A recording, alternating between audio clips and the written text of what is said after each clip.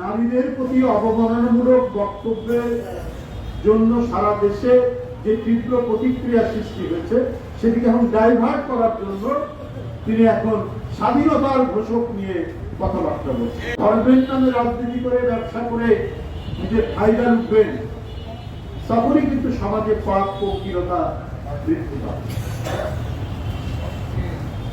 কোন প্রকৃত মুসলমান মিথ্যা কথা বলতে পারে, মুনাফিকি করতে পারে? কখনই করতে পারে না। কারণ আল্লাহ তাআলা তার ধর্মগ্রন্থের মাধ্যমে বারবার মুনাফিকদের সম্পর্কে সতর্কবাণী দিচ্ছেন।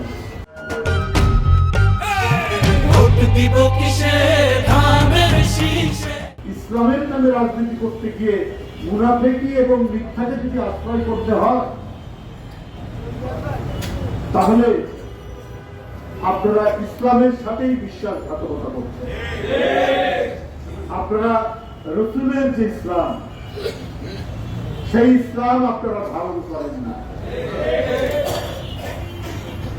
এদেশে বিএনপি সহ অন্যান্য রাজনৈতিক দল, পেশাজীবী সংগঠন, সমাজ এবং মুসলিম জনগোষ্ঠী প্রত্যেকেই ইসলাম নিয়ে ব্যবসা করে না, ইসলামকে ধারণ করে। আজকে আমরা প্রথম ইসলামের যে মর্মবাণী, ইসলামের যে নির্দেশনাগুলি কার কাছ থেকে শিখি? মায়ের কাছ থেকে শিখি। সবচেয়ে বেশি ইজ্জত দিয়েছে ইসলাম মহিলাদেরকে।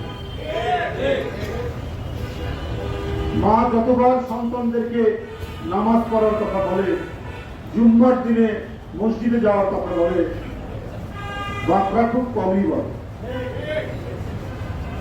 প্রথম আল্লাহর বাণী যিনি গ্রহণ করেছেন তিনি তো মুসলিম, তিনি তো একজন নারী। যিনি প্রথম মুসলমান হন তিনি নারী নন, একজন বিবি খাদিজা। তাহলে আজকে সেই নারীরা এত অবমূল্যায়ন কেন আপনাদের কাছ থেকে? সেই নারীরা কেন সম্মানিত আপনাদের কাছ থেকে?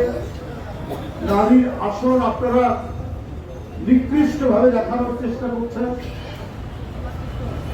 ভুল করে হয়ে গেছে, হ্যাক করেছে, অমুক করেছে এই বলে যে এক সময় টুইটার, এখন যেটার নাম এক্স, ভেরিফাইড এক্স, সেখানে বাজে মন্তব্য করে, কুরুচিপূর্ণ মন্তব্য করে এখন নানা কথা বলছেন। এই যে সারা দেশে ছিঁড়ি পড়ে গেছে, সারা দেশের নারীরা, মহিলারা তীব্র ক্ষোভে ফেটে পড়েছে।